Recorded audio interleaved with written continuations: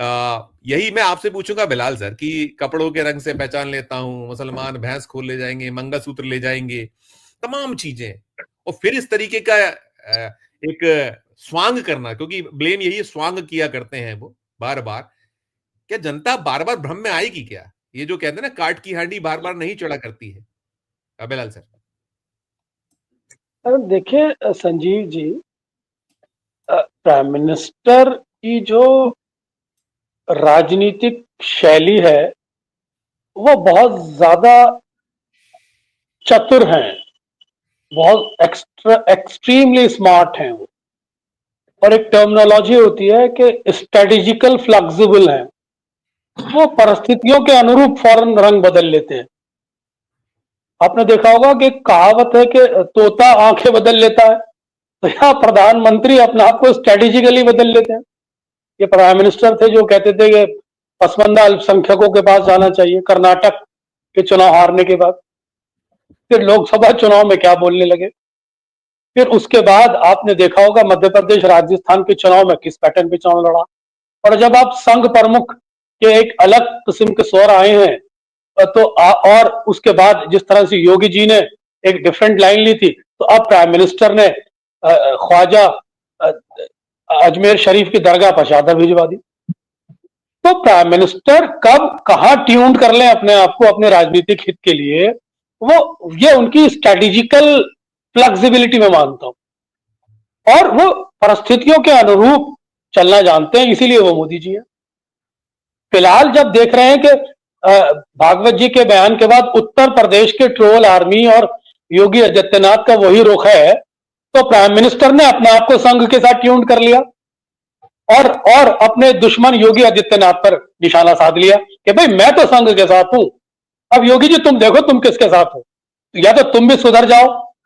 तो वो पुराना जो गेम था योगी बनाम मोदी का, अब प्राइम मिनिस्टर ने वहां स्ट्रेटेजिकल शिफ्ट ले लिया। इसलिए मैं कह रहा हूं कि प्राइम मिनिस्टर स्ट्रेटेजिकली बहुत स्मार्ट है।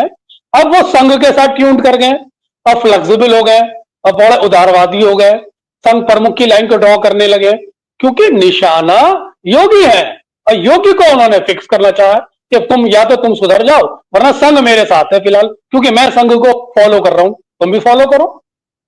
तो ये एक स्ट्रेटेजिकल शिफ्ट है, एक डायनेमिक्स, जिसे एक शिफ्ट मैं बार बार कह रहा था संघ की तरफ से।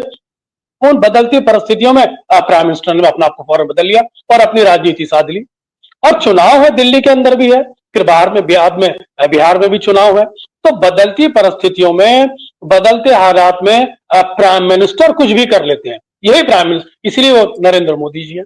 तो मैं ये कह सकता हूं कि निशाना योगी जी ने एक बार फिर फिक्स कर दिया है योगी पर दबाव बढ़ाने के लिए। बिलाल सर के पास ये फैक्ट है कि आप वो सारे के सारे मसले, न केवल ये समुदाय विशेष, बल्कि जो मुख्य मुद्दे हैं कि चाहे बेरोजगारी हो, महंगाई हो, और भी जो आपने वादे किए थे, वो मुख्य जो हर जनता से जुड़ा, स्वास्थ्य हो, शिक्षा हो, सब तरफ हाहाकार की स्थिति, और आप यही सब ध्यान बैठ रही है, बटोगे तो कटोगे, और इस तरीके का आप करके करते।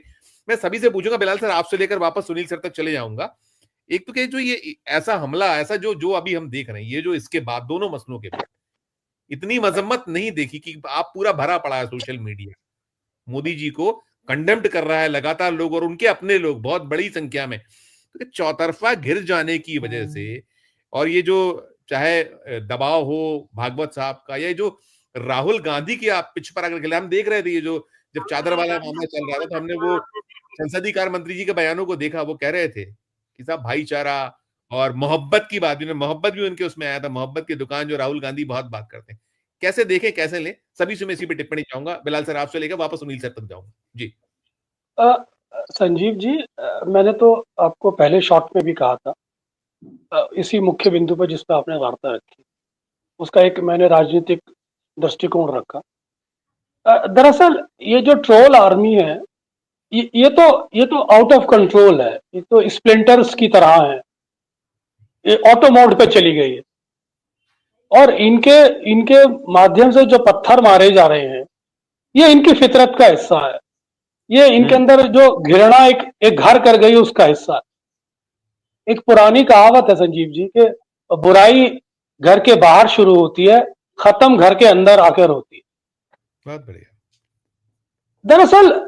दरअसल जब आप देखिए कि संघ प्रमुख को नहीं छोड़ा, प्रधानमंत्री तो है क्या?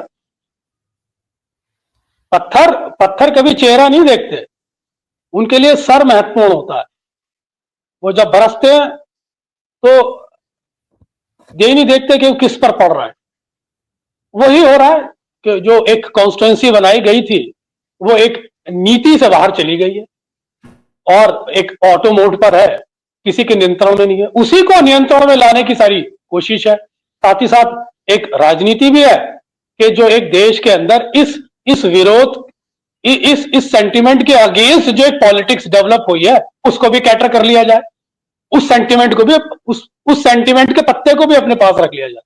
तो दोनों तरफ है, अपनी शाख को भी सुधार लिया जाए और एक विपक्ष में भी स्पेस बना लिया जाए। तो दोनों दोनों तरफ डाइवर्जन है। अब मैं आता हूं दिल्ली वाली बात पर। देखिए, केजरीवाल ने यहां पर घोषणाएं बहुत सारी की। जो पहले घोषणाएं कर चुके हैं केजरीवाल जी वो तो सबके सामने, लेकिन अभी जो लेटेस्ट घोषणाएं की, जैसे संजीवनी योजना, महिला सम्मान योजना, पुजारी ग्रंथी योजना, तो केजरीवाल जी को दिल्ली का बीजेपी यूनिट घोषणा मंत्री कह रहा था और बड़ा मुखालफत कर रहा था कि केजरीवाल फर्जी घोषणाएं करते हैं।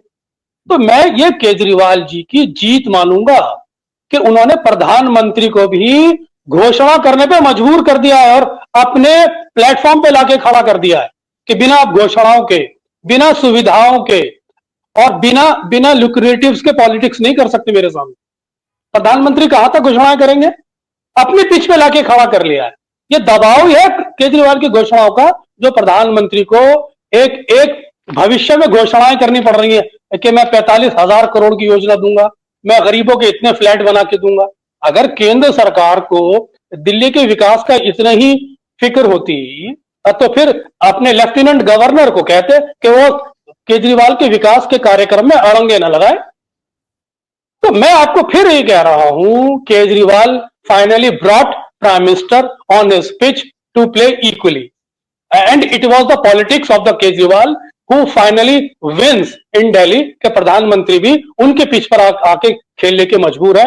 और जो घोषणाओं की जो पिच केजरीवाल ने तैयार की है उसी पिच पर प्रधानमंत्री भी खेलते हुए नजर आ रहे हैं।